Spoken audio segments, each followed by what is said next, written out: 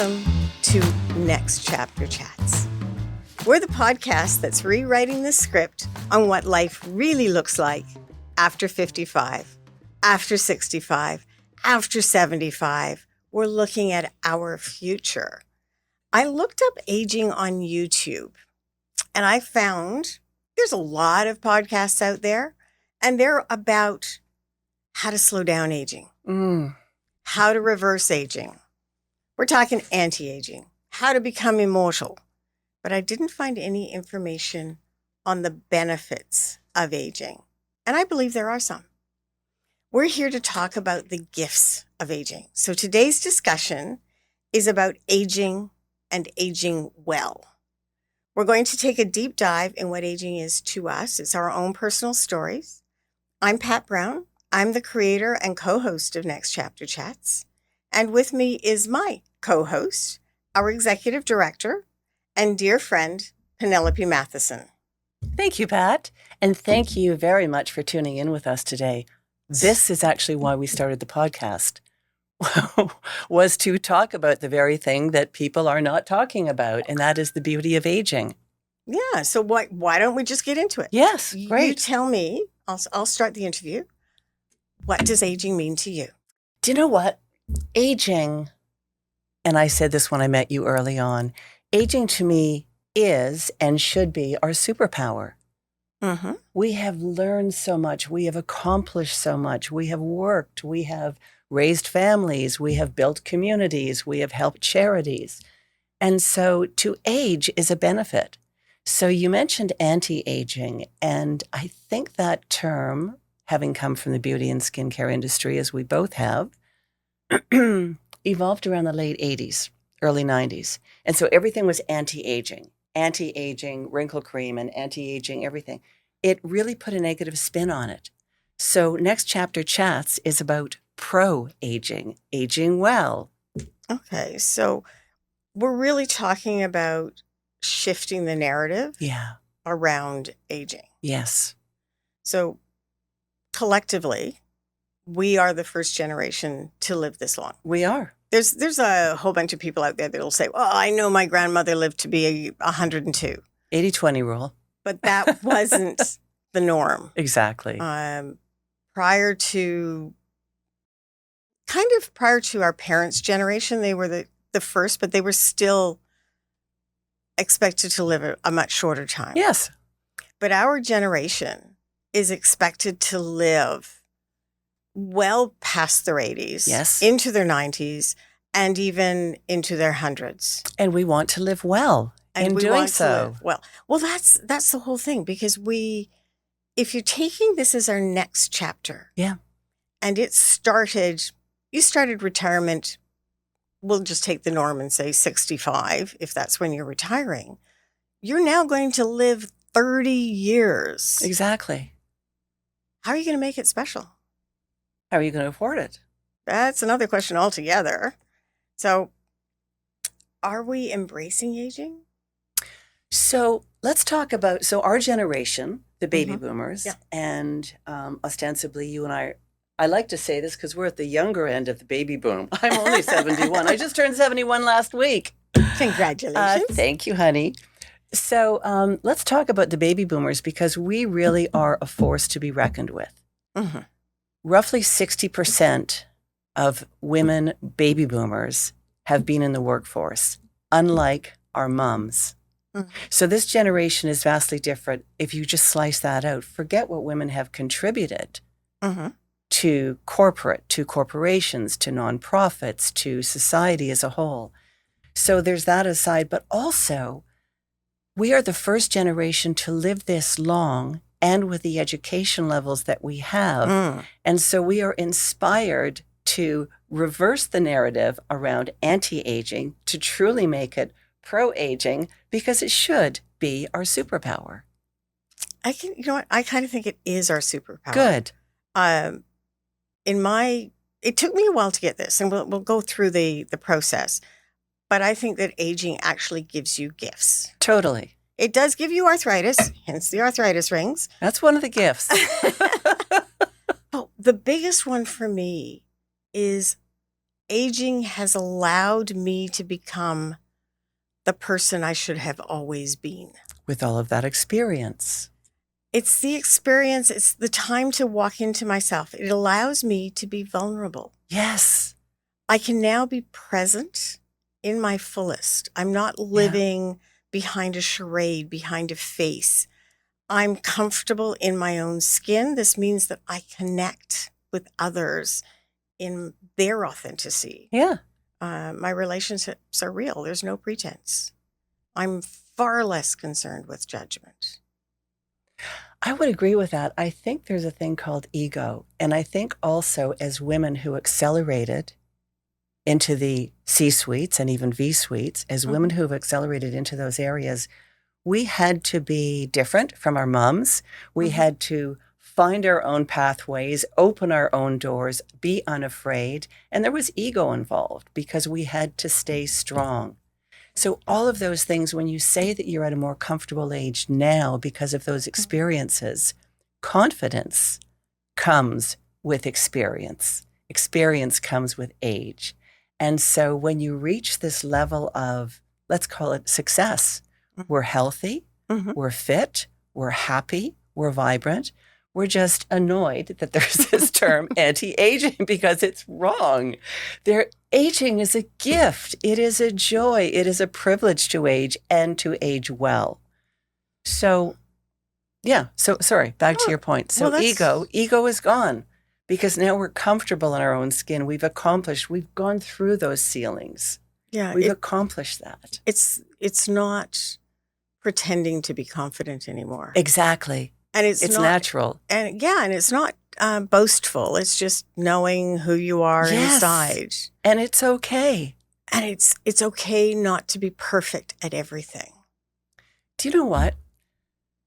When I turned 70 a year and a week ago was the first time in my career, certainly of the last 20 years, that I was comfortable talking about my age. Oh, yeah. For the very first time, because there was so much judgment, I couldn't get a contract. People wouldn't accept me for a second interview because my bio is literally 50 years long. So you do the math. But at 70, I'm like, screw it. I'm proud of who I am. I am proud of what I've accomplished. And I want to do so much more. I've got more fire in me today than I did 20 years ago. And I think to your point, Pat, it's that confidence. Yes. It's being at peace with yourself. It's like we've done that, but we're not ready to slow down. Happiness is something that is internal now, as opposed to external. Happiness used to be measured in what have I got? Where am I going? Exactly. What am I going to do? Very much materialistic. Yeah. Now it is just, who do I know and how comfortable am I around them? And it is far less materialistic. And what do I want to do versus what do I have to do? Who do I choose to spend time with versus I have to spend time with? So are you saying when you commented on just turning 70, 71? 71. What was your aha moment of self-realization? Gosh, I think there were a few. I am fortunate because I have always believed in skincare. So I have used good skincare and I highly recommend it. I don't do any cosmetic procedures. You know that. I'm very open about it. But I think my aha moment was really just culminating to the fact of acceptance. Why was I blocking, especially from 60 to 70, I was really blocking those ages from future employers. And then when they found out, it was like, you're 63, you're 65, and there's so much negativity around that. So I think, again, because we are the first generation to literally carve this pathway, we have to stop looking at our moms and our dads. And I think that's where most of the population are looking to us because their role models are not us. Their role models were their grandparents and even their parents. And so we have to literally create this change the language, change the narrative. Aging is our superpower. What do you have that you want to do. So how far have you lived so far? And what do you want to do in the future? Oh my gosh. Honestly, I would like to have my own foundation. Wow. My own charity. And the reason I would like that, so as you know, and as many of our viewers know, my story is a little bit different in that I spent the bulk of my career on the corporate side. And 11 years ago, I chose to go into the nonprofit sector because that's where my heart is. No, I think we need to clarify a little bit for our listeners. You didn't just decide to leave corporate. No. You were the CEO president of a large multinational company when you decided to sidestep and then go into a different direction entirely. So that's not just, I'm not really doing so well in my career here. Let's change directions. So this is like a significant, oh my God, And that was another aha moment. Mm-hmm. So I was on a flight every 2 weeks. It was very difficult to keep a relationship. I was exhausted.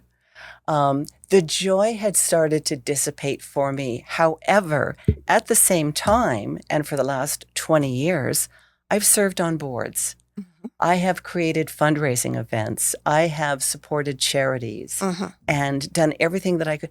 And that's what I found my heart was pulling me into that faction.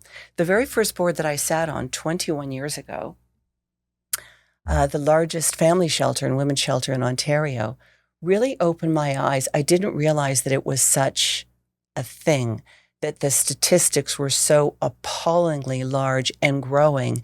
And 21 years later, they still are. We're talking about domestic violence. We're talking about domestic violence. And so with that really touched my heart in so many ways. And I thought, and so it started, because I was on the board, I was privy to more information. The more I learned, the sponge was just on fire going, I've got to do more. So I was creating fundraising events for this organization that they had never seen the likes of before. I've got to do more. I was starting to talk to our corporate clients, one of whom actually, a funny story, we were having a client appreciation evening, and he invited me out he said, what do you do in your spare time? And I said, I volunteer. I serve on the board of directors for Family Transition Place. He wanted to learn more, so we had lunch. After lunch, he wrote a check. Nice. He wrote a check to that organization for a sizable amount. And I was literally gobsmacked in the best way. The tears were flowing. That was a moment when you realized you were going to be able to do some real good. And I didn't know what I could do, but it started the process of thinking, I know that there's more. Fast forward, over the years, as I was getting more and more involved with organizations, with charities, and finding that I had gifts because I come from sales and marketing. Mm-hmm. And so with organizations, particularly charities who are under-resourced, underfunded, it's very difficult to get top talent. Mm-hmm. And so that's where a board of directors comes in, because you have top talent on that board who will lend their services to the organization. Mm-hmm. So there is that side. But I thought, what if I actually took everything that I know and reduced my salary in half and went to work for one of these organizations, which is ultimately what I did. It was a big decision, but it was the right decision for me because and so as a result, 11 years later, I've only started, Pat. I'm not ready to stop. Well, that leads into the next question. What's that? So, do you ever wish you were younger? I have. Okay. But I also recognize that I can't be, so I put that wish aside and wish for something else. The reason I wish I was younger, and that's a great question, is because I would have liked to have gone into the nonprofit sector much earlier in my life. Mm-hmm. I think that would have been a profound. However, I also believe that things happen for a greater purpose. Mm-hmm. And the fact that I went in at the time that I did, maybe had I gone into it 10 years earlier, I wouldn't have had the same experience. I wouldn't have had the same value that I was bringing to the organization, the same contacts who could write checks. Mm-hmm. So to your point, there are days that I wish that my skin looked younger, but I would never trade my brain or my heart for youth. Have you ever wished you were older? Yes, when I was younger. when I was younger. It's like, I'm 6 and 1 month years old, and I can't wait till I'm 20. Yep. So, yeah, it's a funny thing. But I have to say, I'm more comfortable with this age than I can recall being with any age in my life.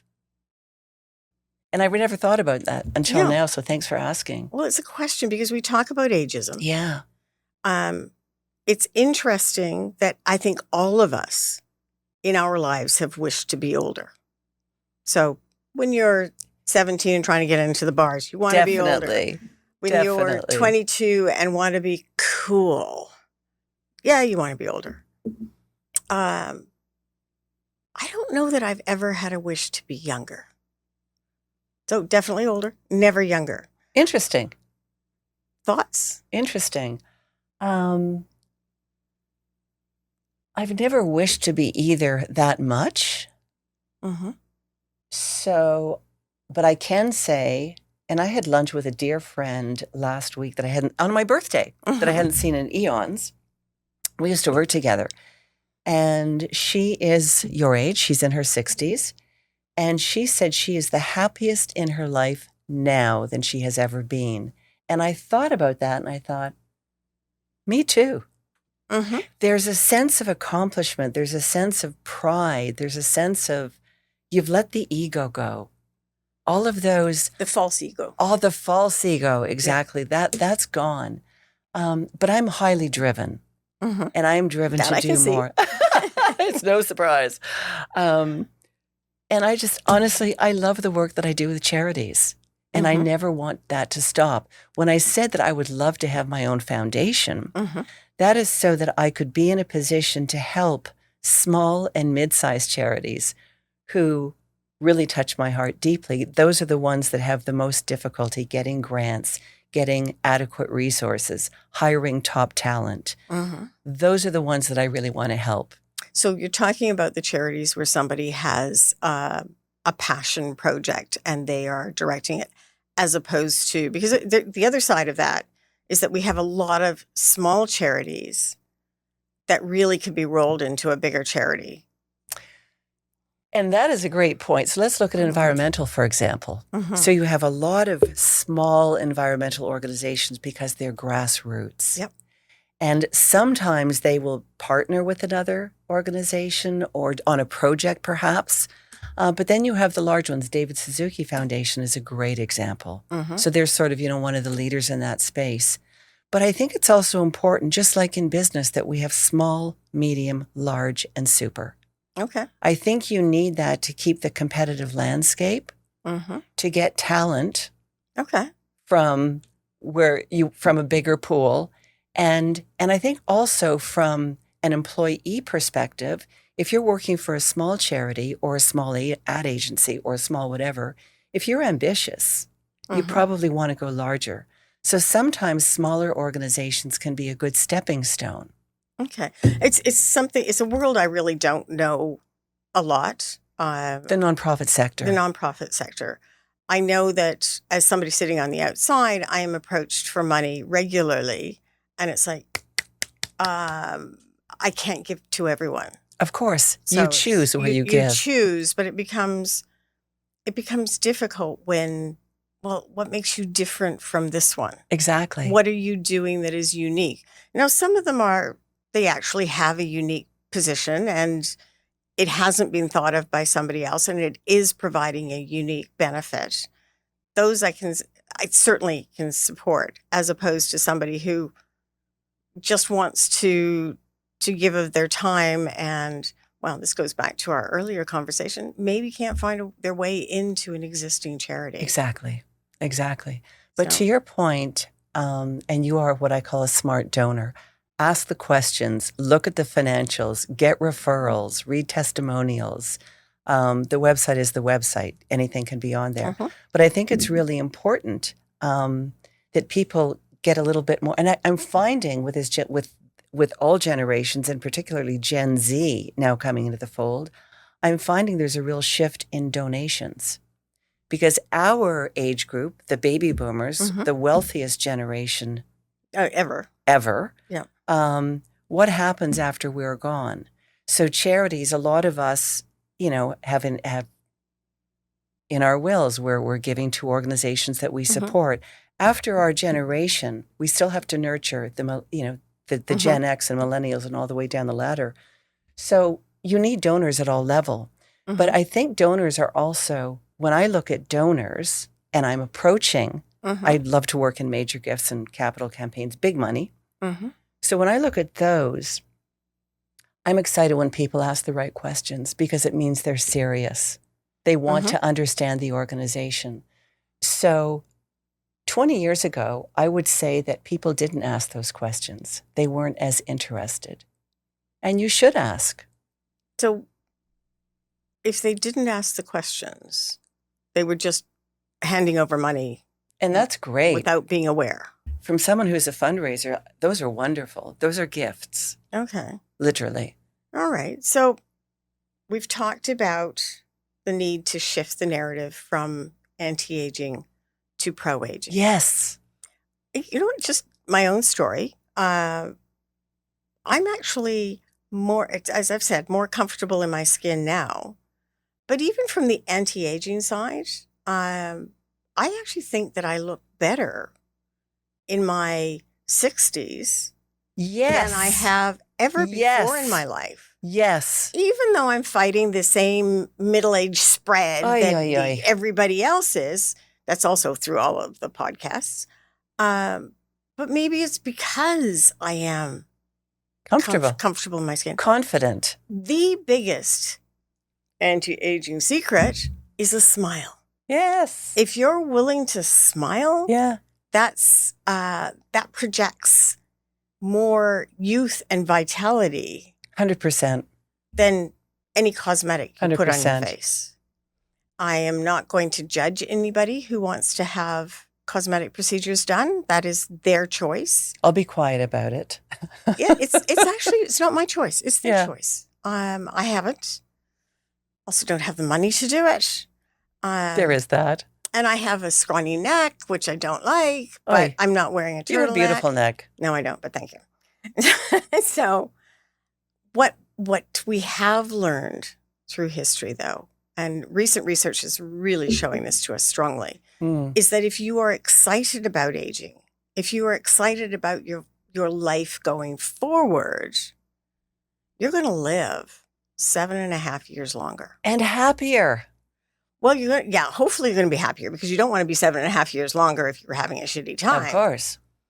So what is it that we have to do? And I'm leaning into your strength here to live our lives happier. We need to find. I think there's a couple of things. I think health is key. I have been a health and fitness enthusiast for most of my life. I thank goodness for that. I wasn't aware that I was when I was younger, by the way. It was just something my parents made us do. Well, we were all in sport or teams or ballet lessons or whatever. But that conditioning pays off later in life. So I think health is a huge aspect. Purpose. That's what I was getting at. Is a major, major, major component. And the reason for that, and you and I have shared this many times, for decades, I get up at 5:30 in the morning. That's when my internal alarm clock goes off. And I get ready for work and I go to work and I have a full day. So fast forward, I'm still used to doing that, except that I don't have a job to go to. Now I have Next Chapter Chats, but I don't have a job per se to go to. So what do? I go to my home office, I look at my screen, I sort of Google around. I think having purpose, and for me, it also comes back to volunteerism because that's where my heart is driven. So for me, volunteerism it's just something that I love. I really enjoy creating events, helping organizations, whether it's rewriting their business plan, their marketing strategy, finding major gifts and capital campaigns. I love doing that sort of thing. It feeds me so that I still get to use some of those skill sets and resources and connections that I've acquired, but on my own terms. On my own time. And yes, I'm not remunerated for it, but it feeds my soul and it feeds my brain and it feeds my purpose. That actually brings us into a lot of the conversation. We all need purpose. Yes. For me, Next Chapter Chats became my purpose. Exactly. And that was because the last element in the aging triangle is community. Yes. Um, Community is huge. There are many aspects to community. Yeah. There's, again, stats that are showing us that if you are somebody who will interact with strangers, if you're somebody who will talk to somebody in the streets, and by the way, That's me. thoroughly encourage everybody to find something good to say about a stranger that is passing by, and you make their day. Yes. You see how it's they so change. Easy to do, and it means so much to the other person. In the neighborhood I live in, there's a lot of people my age. I'm going to say older people, but that's actually my age. Older's not a negative. And they're working hard at who they are. They look great. They've taken the time to be put together. And it's like, you see somebody, a little bit of gray hair. She's looking great. And you just say, I love your outfit. Exactly. And suddenly the head comes up, they turn around, and it's like, why, thank you. And then they've got a lighter step. Exactly. As they walk a bounce along. in their step. A bounce in their step. Because they're happy. They're happy. So that's me. Yeah. Speaking to somebody I don't know, I will probably never see again unless we're out walking dogs together. And hopefully they'll pass it on. Exactly. And pay it forward. Pay it forward. So it's helping the sense of community. Yeah. It's not just close and personal friends. Yes. The other thing that I noted, because I went to a dinner the other night and I met a whole bunch of people I'd never met before. That's great. Which was lovely. Started talking about Next Chapter Chats. And by the way, surprise, they were all women of an age, keenly interested. Of course.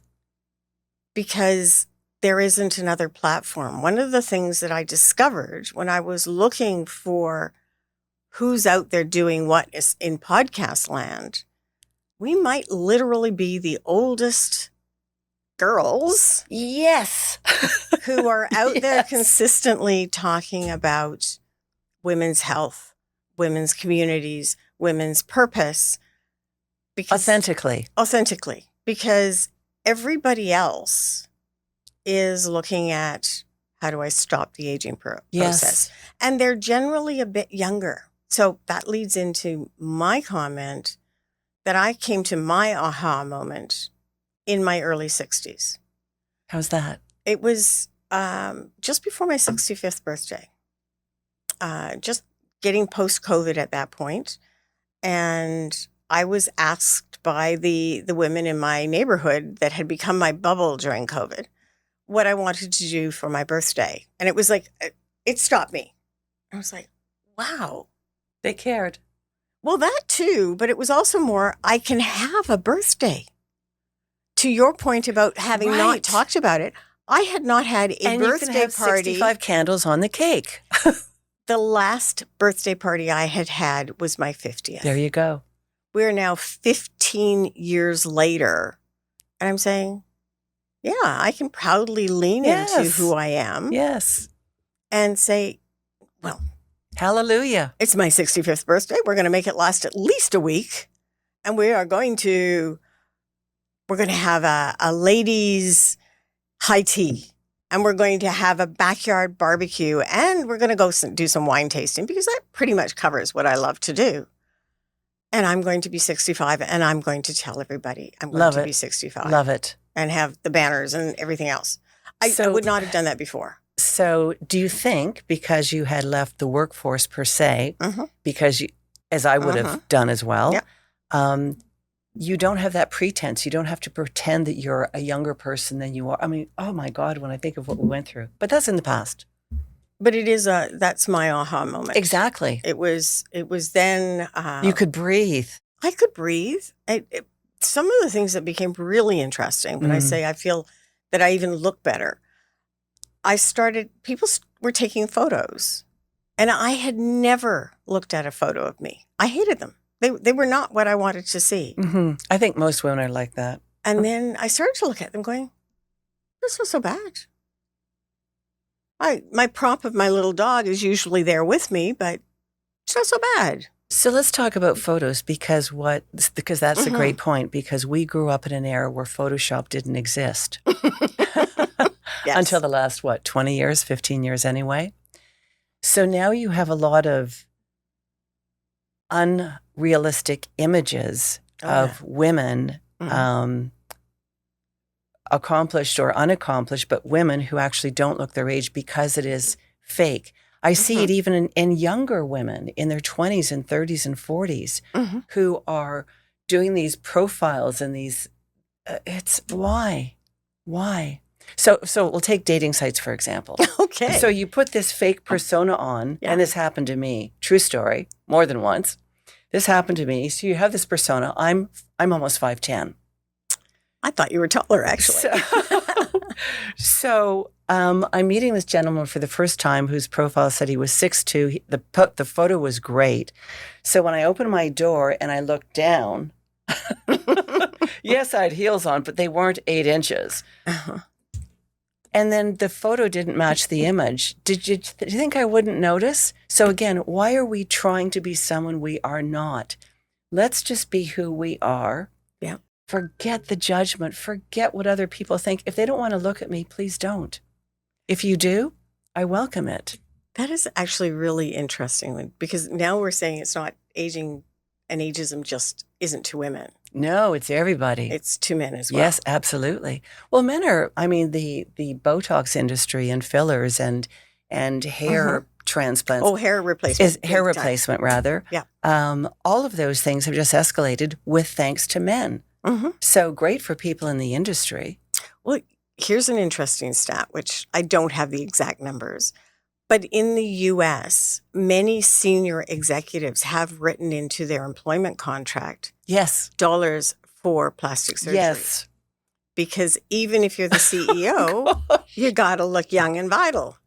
So let's think about that. So it's not what you've done. It's not how you've taken the shareholders to, that's new part heights. of it, but you've got this into your, it's a thing. But that's why we're here, is to shift the narrative, to correct the assumptions. Aging is a positive. It is not a negative. So society coined the term anti-aging. Yes. In the late 80s. When I look back on the women that we grew up with, we are different than our mothers. Yes. How so? Well, first of all, I think every generation is different from their mothers, because every generation is growth and change and evolution. So there is that side of it. But I think the difference with our generation, the baby boomers, looking at our mums, is the disparity is that much greater. The difference is that much greater to our mums. So my mother was a war bride. So she came over on the boat and arrived in the east coast of Canada in her beautiful tailored suit from London, England, and not a clue what she was getting into. Had she met your father before? Oh, yes, they were married. Okay. They were married. They met during World War II, and my dad was in the service, and... You must have been the baby. My mom was 40 when she had me. Okay. So, yes. So there's a big gap between myself and my siblings. So when I look at the courage of those women particularly who left all parts of Europe and the UK and came to Canada, war brides, if you will, that was pretty gutsy. So that's where the courage comes from. But I look at our parents' generation, and I think something like maybe less than 10%, significantly less than 10% of our moms worked. Outside the home. Outside the home. They were homemakers, but fewer than 10%, where now that is over 60%. And so with financial free, with work, you now have financial freedom, financial independence. You dress differently, you speak differently, you have a different community, you have a different purpose. And so you have this whole new evolution of women like us who have come into this being. And my mom, who was so proud of my career and so supportive of my career, loved what I was doing, admired what I was doing. But I will say a lot of my mom's friends was, why isn't Penelope married yet? Mm-hmm. Is Penelope seeing anyone? And Mommy would just pipe in and she goes, oh, she just had another promotion. She's vice president now. So that was the different conversation. So it also depended upon our mums. Mm-hmm. And I think my mom was just more advanced. That's good. Now, you also told me, which was a little tidbit, is that you come from a family of suffragettes. Yes. So explain. Exactly. So it's a long story and I can't get into it. So my mom was actually adopted. Mm-hmm. She was, her biological mother was not wed. Mm-hmm. And the father had made arrangements with family friends to take this baby. So it was a loving home. It was a beautiful situation. So Mommy was adopted. Her non-biological mom, her adopted mom, was a suffragette. So as soon as Mommy could walk, at the age of 3, she was marching with her and Emmeline Pankhurst. Oh, in the UK. Okay. In the UK. Yep. So there's my little mummy marching. So raising 3 daughters and a son, but particularly her 3 daughters, she instilled in us independence, financial independence, speak your mind, how to carry yourself, how to handle yourself in situations. I didn't know the term feminism until my eldest sister brought home 17 magazine, and she was following Gloria Steinem. So I was introduced to that, as a young teenager. Interesting. So I had that role model, and we see what happened. So yes, I'm a raging feminist. Well, that's amazing and wonderful, and it's a little point of difference. I'll say that my mother was very much a traditional family homemaker. Mm-hmm. 3 kids. I'm the eldest. Suburban Vancouver. In fact, Stay-at-home mom. Stay-at-home mom. Very suburban. My parents got their first house, which was also the family home that I grew up in 1960. And at that point, actually, Mark Carney is talking about it now. There was a program to aid first-time home buyers. Oh my goodness, I didn't know that. Yes, to buy a newly built home. It couldn't be a renovated existing home. It had to be newly built.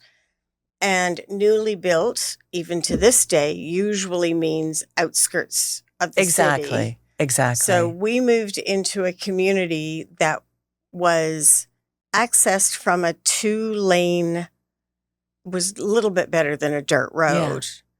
Yeah. That was the start of the subdivision. Start of the subdivision. It was a planned community.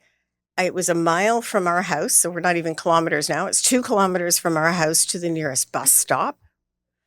And my mother didn't drive at that point. My sister was just born. My brother had not come along. She didn't learn how to drive. One-car family homes. She was pregnant with my brother. So I can't even imagine how she made it work. They did. They just did it, and they didn't complain. And no bus and no shops anywhere near. But they made it work. Yes. And their trials, tribulations, and development was entirely different from ours. Yes. But we had that to look to. Yes. We had that to look to and decide, not immediately, but through life, if that's what we wanted to emulate or if we wanted more. Well, I think I was really influenced by my father, who had always, there was never even a thought that I wouldn't go through university. That was just there. And that was our generation. Yeah. And never in my mind did it even enter that I wasn't going to go into business and economics. That's where you did to get a job. And yes, when I went to school, my classes initially were 80-20, 80% men, 20% women. Yeah. There was a huge shift going on, though, in society, because by the time I graduated, in BC, it was a 5-year degree program. So by the time I finished, the classes were 50-50 male to female. So huge shift. Yes, exactly. And now we're seeing that shift continue where it's more like 80-20, 80% female. Yes, And especially at university. It's incredible. So to your point, and I look at my daughter-in-law who has a 9 and an 8-year-old. Mm-hmm. I'm Nona, and I love being Nona. And I wonder how her daughter will emulate her mother or not, and who her role models will be, because every generation is completely unique. Mm-hmm. But what I think is really important for our generation is the gifts that we have, we share. Go back to mentoring. Bingo. Okay. So you had talked about wanting to have your own foundation. Mm-hmm. You've also talked to me about wanting to legitimately establish a mentoring program. Yes. What would that look like? That's a great question, because my mentorship, so my strengths are in corporate and nonprofit and business. And so when we look at where the next generations are going, they're heavily going into trades. Mm-hmm. And there is AI. So that is not of our generation. Mm-hmm. So in terms of mentorship, there's so many ways that we can. So confidence boosting. What are you doing extracurricular? It is not enough to have a job in any generation. Mm-hmm. Are you doing the networking, joining the associations, showing up at events, initiating projects, doing all of those things? So I love mentoring Gen Z. Mm-hmm. They're just my favorite generation to mentor, and men and women. Mm-hmm. And what I love about that is there is a faction of Gen Z who are really keen, and there seems to be alignment with baby boomers and Gen Z, although everyone I've had this conversation with doesn't believe me. That's been my experience, and it's beautiful. Okay. So with that generation, they're amazed at what I have accomplished in my lifetime. Mm-hmm. And I think also, again, going back to the first 10, 15 years of building our careers, we had to work 2-3 times as hard. Join the associations, going to night school, networking heavily, doing the extras that our male counterparts didn't necessarily have to do. Okay. But we had to get ahead. So those are all great conditioners. Mm-hmm. And I hope that women will continue to do that. I hope that men will continue to do that as well. Well, I think you have it. It's community again. It's community. So let's go back to what we're doing here, which is about purpose community, and health. Well, I'm going to say success. I got taken to task when I was speaking to Ashton Applewhite about successful aging. Yes. What does that mean to you? What does that mean to you? Because her position is that if you're aging, you're successful. Exactly.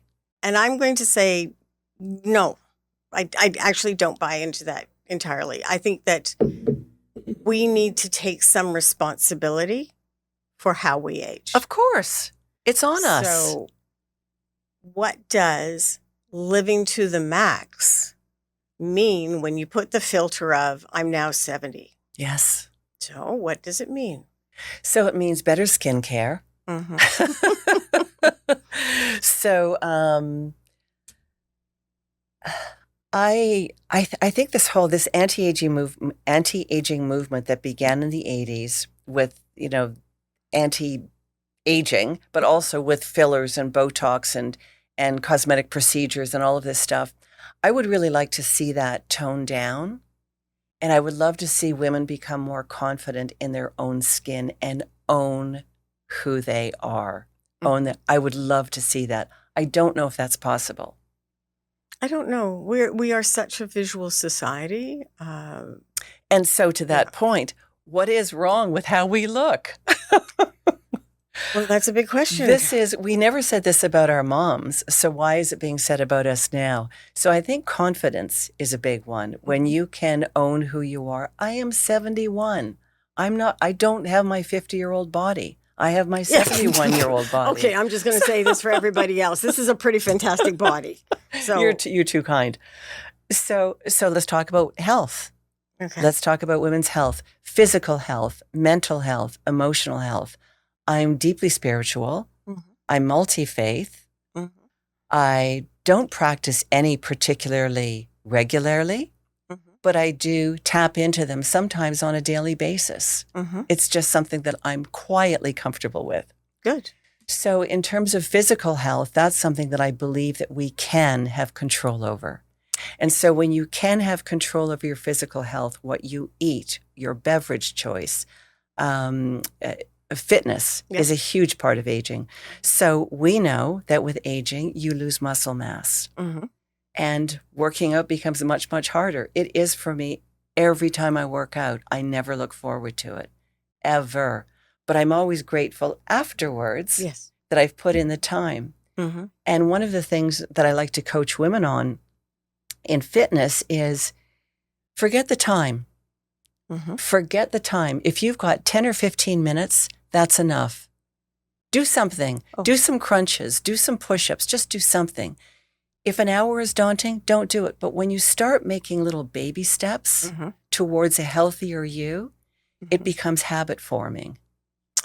That's a really interesting note. Now, just for our viewers, what is your workout schedule? So my workout schedule is 5 hours a week. Okay. And it's 5 hours a week because I no longer work corporate, so or full time. So I have that extra time that I can. So that 5 hours I segment to different body parts. Okay. And some days I work out for an hour, and some days it's 20 minutes, and some days it's 40 minutes. It's whatever I can fit in literally to my calendar. So is that's saying that you work out every day? 5 days a week. No, 5 out of 7 days a week. So I have 2 days off. And I do that because life gets in the way. We have 3 grandkids with a 4th one on the way. Yay, lucky me. So there's that. Life is busy. Yes. Do what you can. But I will say that what I took for granted in my 30s and 40s, and even largely 50s in terms of the body's ability to bounce back, I'll tell you, sister. Yeah, it doesn't work. Not so much over 65. Things really shift. So I am inspired. I'm thankful that I'm very disciplined. That's a hard thing to learn at any age, but I just am. So I'm thankful for that. But it's a struggle every single time. Honestly, I never want to go to work out, but I do it. Yes, I am in awe. I need to get back to the gym. For me, working out was something I did. Yeah. But for me to do it consistently was to go to a class. Yeah. I haven't done that in the last couple of years. And so I'm trying to get that discipline. I do have a fantastic gym in the building I work in.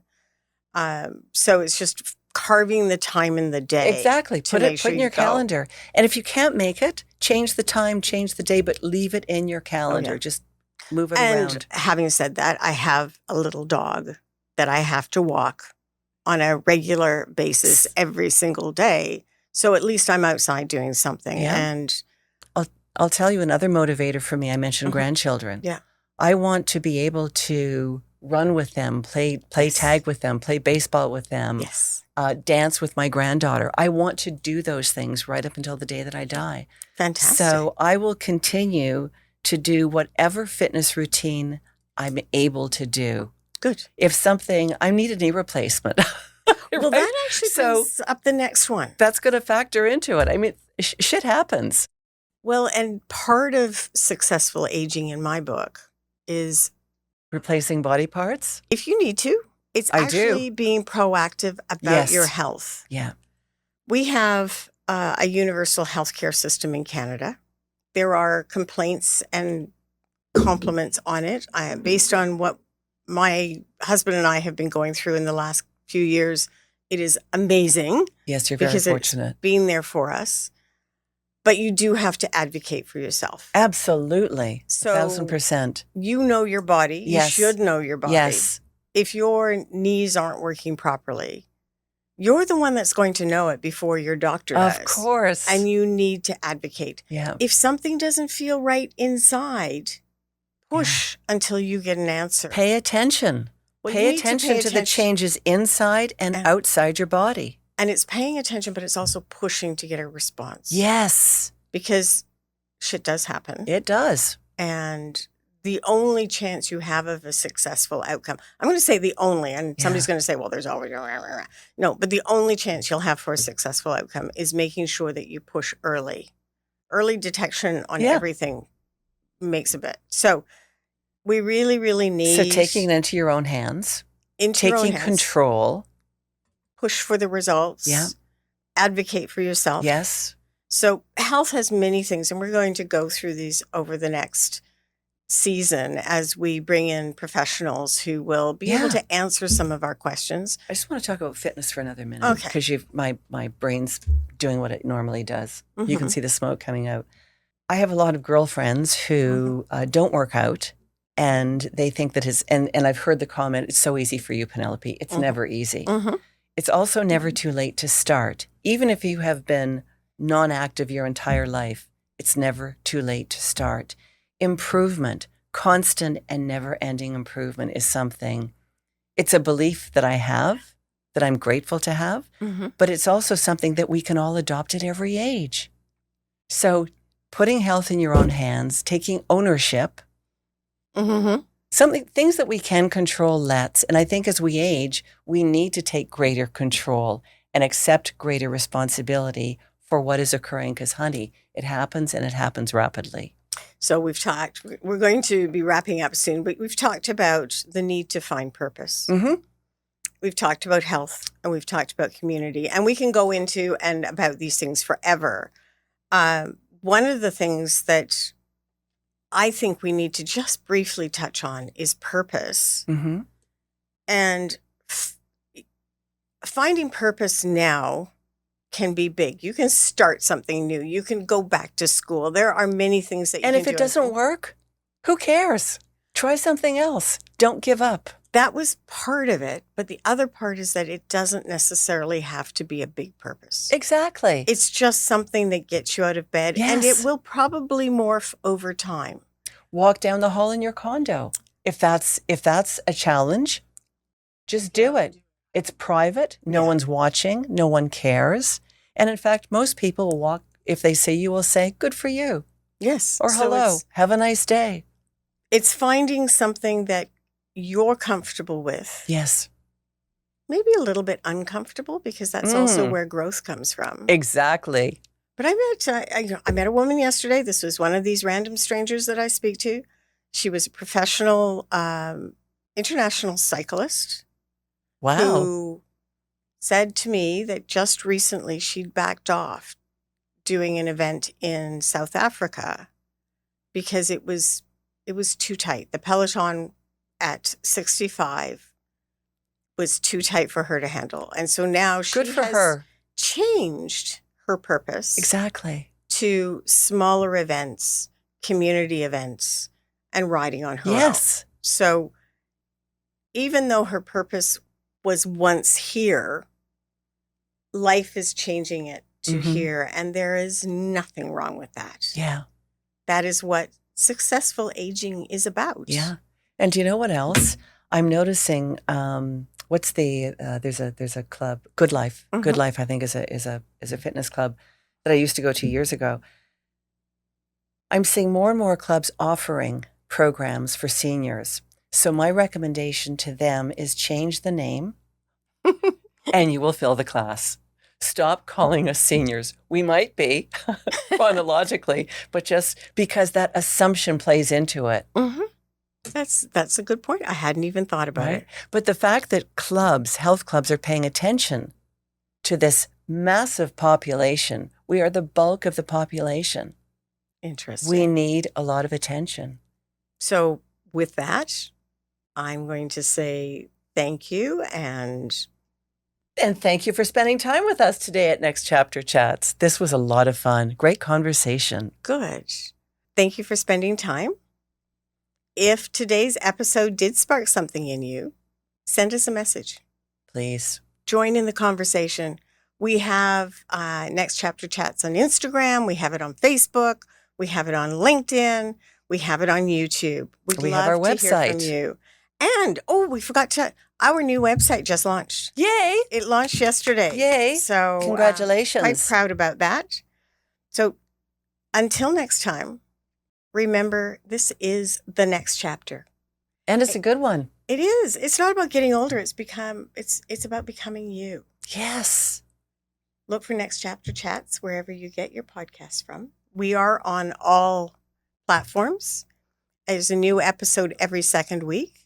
And if you're not somebody that's used to going to Spotify or Apple Podcasts, go to our website, nextchapterchats.com. So that's NEXT CHPTR and you can link everything directly there. Perfect. Also, sign up for our newsletter. We look into what's happening around the world, what is important to us. We send out a newsletter every second week, and the alternate weeks are about the podcast, so that you get to learn something everywhere. And suggestions. If there's something that we haven't touched upon, or something you want to hear more about, or something you agree or disagree with, feedback is great. We love and value your feedback. Wonderful. So thank you so much. Thanks, sweetie. Okay.